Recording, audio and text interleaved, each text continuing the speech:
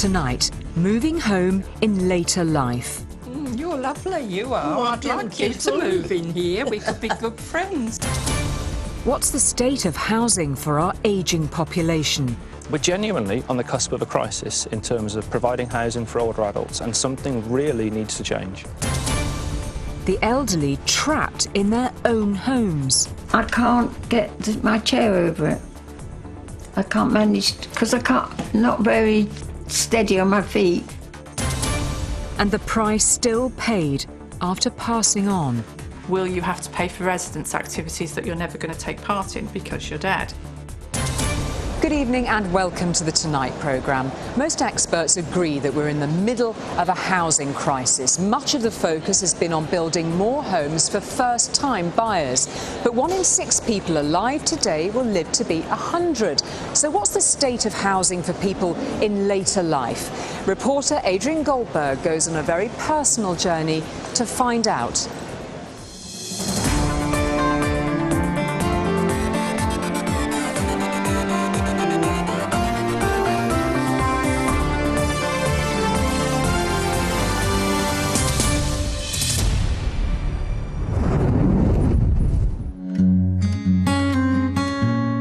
This is my mum, Kitty.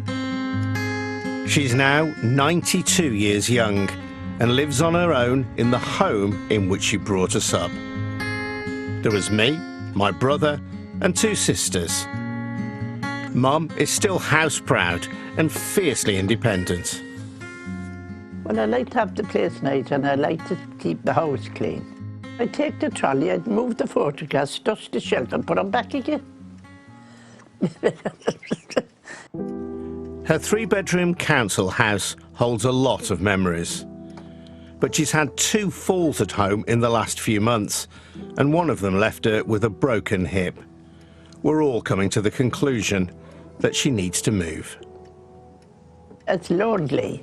I don't think people realise until you're on your own what it's like to be on your own all day, every day.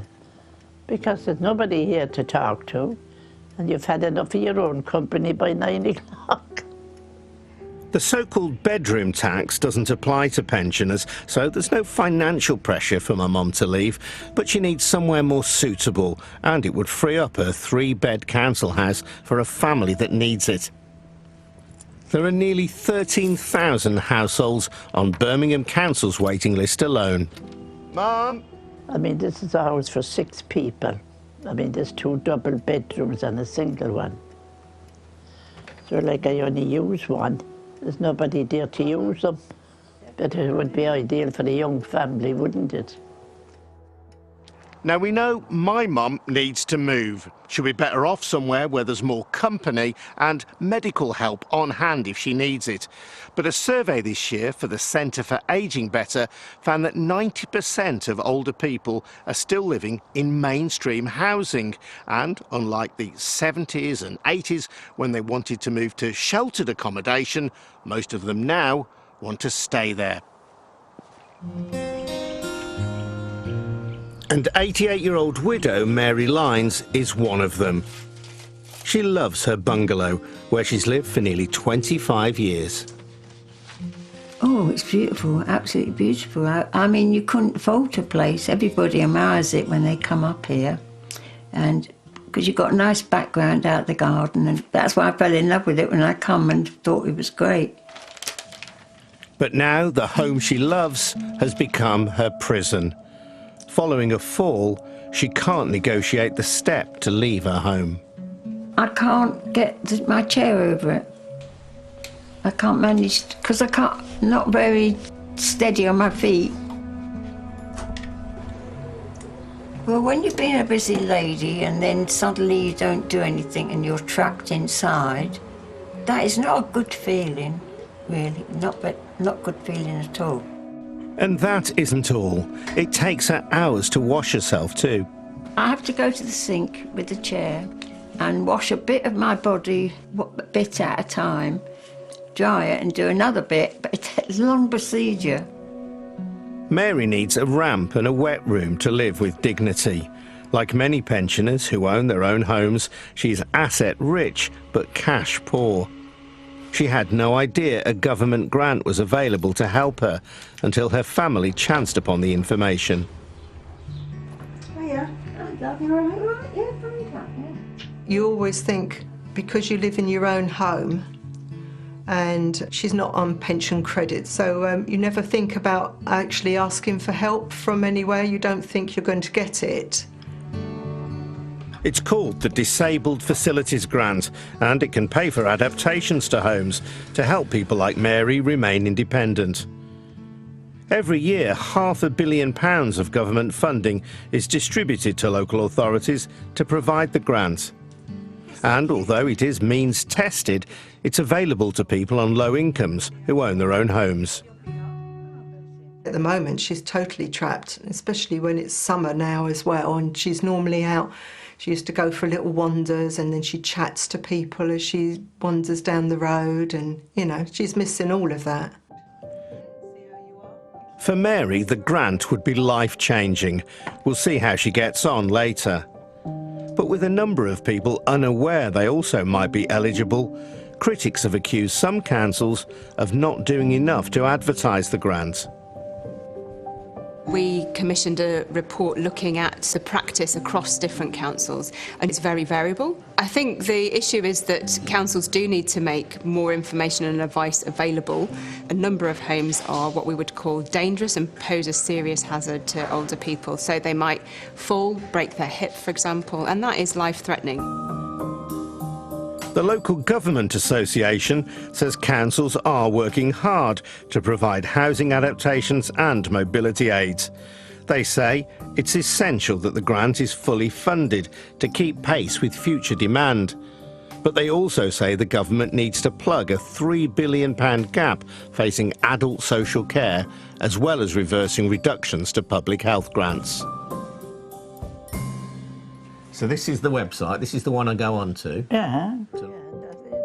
I've been helping my mum navigate the internet-based system to look for a suitable alternative home. There was only one property on the waiting list that looks suitable, but that's now being advertised for somebody who needs more than 14 hours of care per week. Thankfully, my mum doesn't need that, so for now, we're back to square one. One option popular amongst people who want to maintain their independence is something called an extra care retirement village.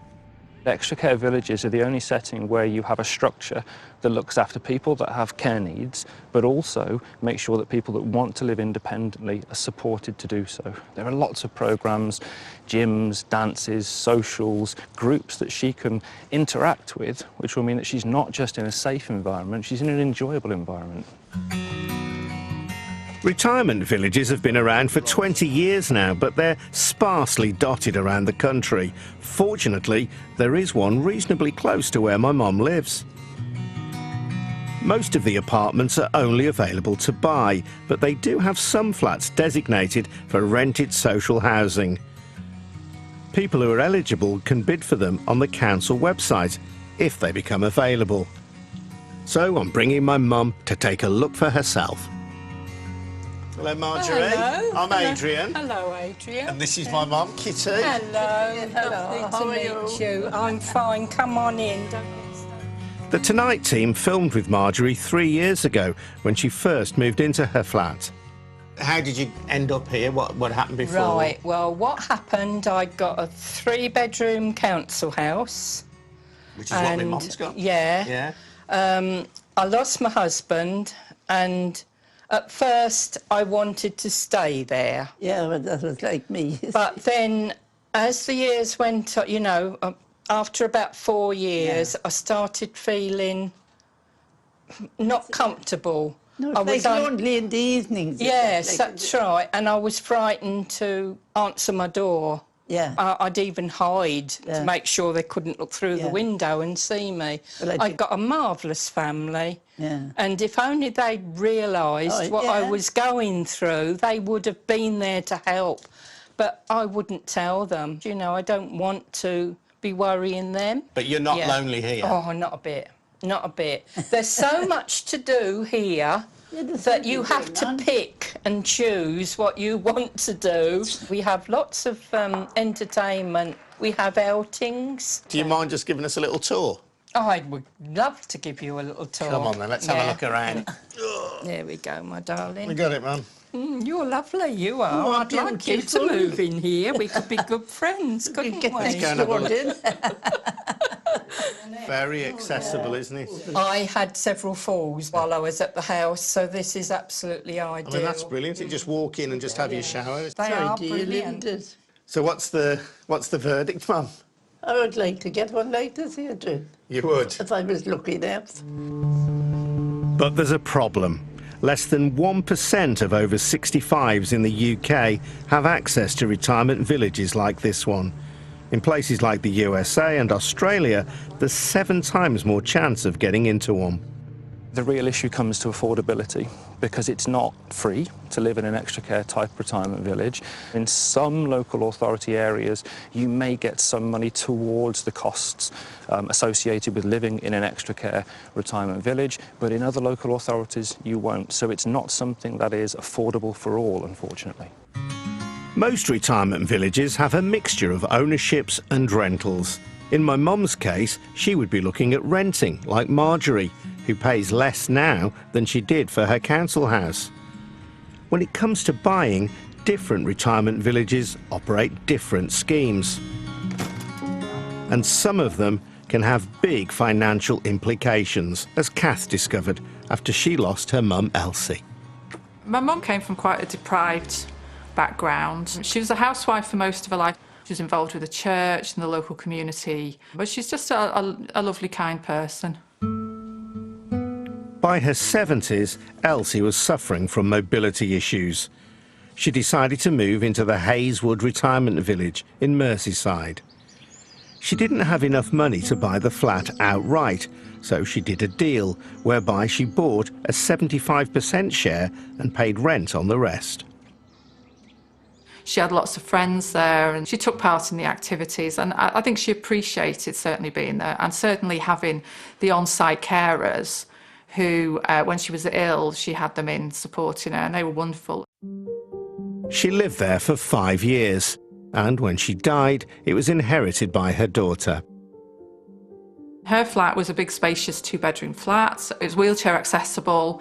It was, you know, a nicely equipped kitchen and all of that, and it was a lovely flat.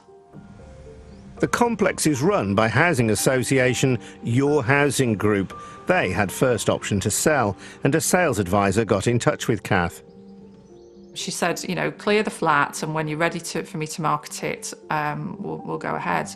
And I remember having a conversation with her, and she said, this flat, it's in a great position, it overlooks the garden, it's spacious, it's in really good order. It'll take a couple of months to sell this flat. But it didn't take a couple of months. Elsie died in June 2015, and the flat only sold last Christmas. All that time, Kath was incurring £550 in monthly fees. I couldn't rent the flat out. You know, I wasn't allowed to sublet. But also, there's a perfectly good retirement flat just sat empty, and there's need in the borough for retirement housing.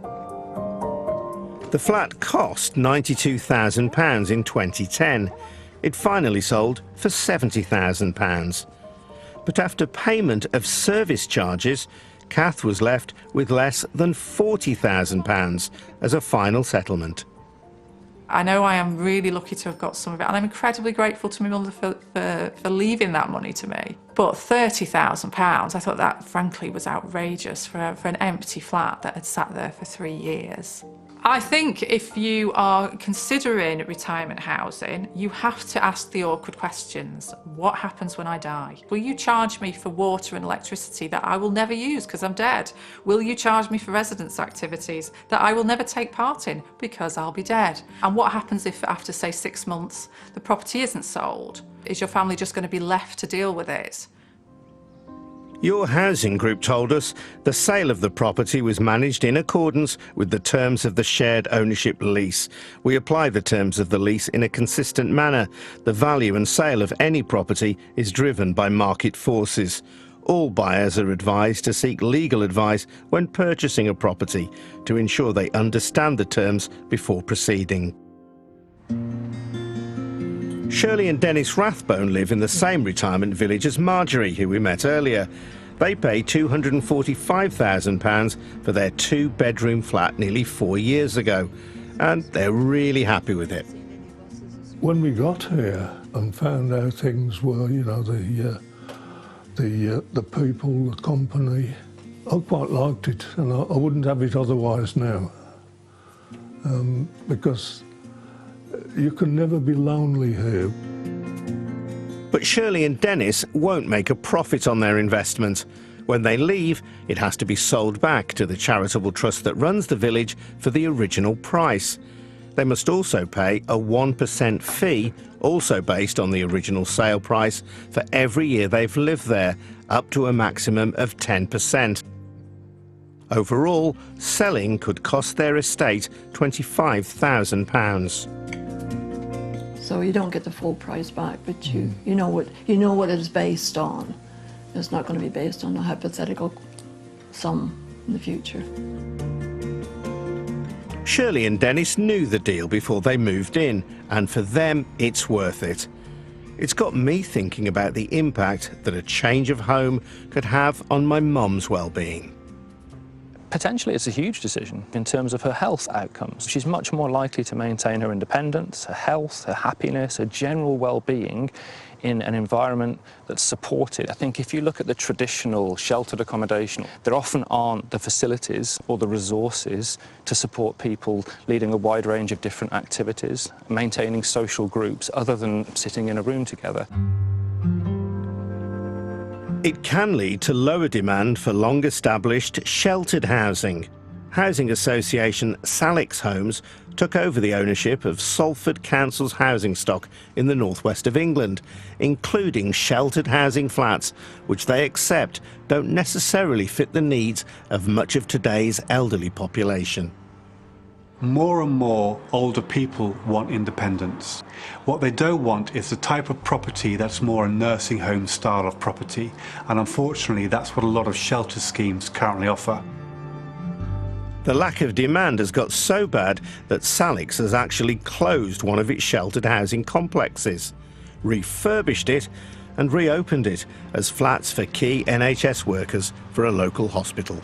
It might well be the case that in 10-15 years' time we might have to knock down some of our shelter schemes because they're not working for the people that live in them, and we might have to look to build something new that is very different. Financially, buying sheltered housing could be a gamble. The Elderly Accommodation Council has just published a report into flats purchased in traditional sheltered housing blocks.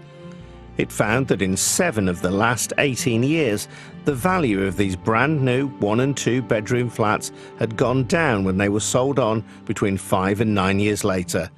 Big figure sums of money had been lost. So worst case scenario, we have seen people that have lost certainly tens of thousands of pounds when it comes to the resale of their property. There are individuals that have lost in excess of £100,000 when it comes to sell, particularly if the initial purchase price was at the higher end of the market. The buyer beware warning particularly relates to traditional retirement flats bought in the run-up to the credit crunch in 2008. Though new flats bought more recently, then sold on after 5 years, have seen an average price rise of around 10%. There are also other overheads to consider in relation to retirement homes for purchase, such as service charges and ground rents. But there are some top tips if you don't want your fingers burnt. So one of the main things to look for if you're concerned about depreciation is location. Our report considers the proximity to local shops and to local transport links when looking at retirement housing, and having an effective on-site scheme manager is absolutely essential to leading to better improved resale values. But there is a huge shortfall in the amount of good quality homes available on the market. We have the worst housing stock in Europe. It's the oldest. 1 in 5 of our homes are in serious disrepair, and older people disproportionately live in those. So that's about 2 million households where older people are actually living in really poor conditions. And only 7% of our housing meets even the most basic accessibility standards. So we've got a real problem. One solution is so-called lifetime homes. They're specially built to make future adaptations easier, making them ideal for the elderly. But there's a catch. The house builders argue that building homes to these higher standards costs them more. Unless this is a requirement of government, they're not going to do it. The Home Builders Federation say their members operate in a market environment, and that while new homes contain many features that make them more accessible compared to older houses, it's the government that would have to specify more stringent standards. We're all living longer, and that's wonderful news, but unfortunately most of us tend to spend those later years with at least one or other ailment, and some people with significant care needs. So the real glaring omission from the government is to plan for those growing, burgeoning numbers of older adults to make sure that they're all going to have safe accommodation. Housing Minister Esther McVey told us the government had provided over £2.7 billion for adaptations over the past 6 years, so that elderly and disabled people could live independently and safely in their own homes. She added that councils also had to take the needs of both groups into account when planning new properties. Remember Mary? She was successful in her application for the Disabled Facilities Grant. Her local authority provided her with over £6,000 towards the cost of a wet room and a ramp. She's got her freedom back. Now I can leave the house, I can go down and see my friends. It's wonderful, so I'm really pleased with it all. Since we started filming, me and my mum feel no suitable housing options have become available. Birmingham Council say that she is eligible for a flat at a retirement village like Bourneville Gardens, but can't tell us how long she may have to wait. The council did tell us they were facing unprecedented levels of demand for housing across all age groups. They said they were supporting older people who were making decisions on whether their current housing was right for them, while working with partners developing a range of bungalows for independent living, and they have sheltered accommodation for people who needed more support. It's a complex issue, but the figures speak for themselves. In Birmingham alone, there are nearly 5,000 people over the age of 50 living in a council property with 2 or more empty bedrooms, and nearly 13,000 households on the council waiting list. If enough good quality accommodation existed for people like my mum to move into, then it could go some way to helping this housing crisis. If you'd like more information about tonight's programme, just head to our website at itv.com/tonight. Until next time, good evening and thanks for watching. Coming up next week, new build nightmares. Tonight asks if Britain's homes are broken. If I could rewind time, I would not buy a new build property. I would not touch one with a barge pole. It was supposed to be a dream home, but it's more of a house of horrors.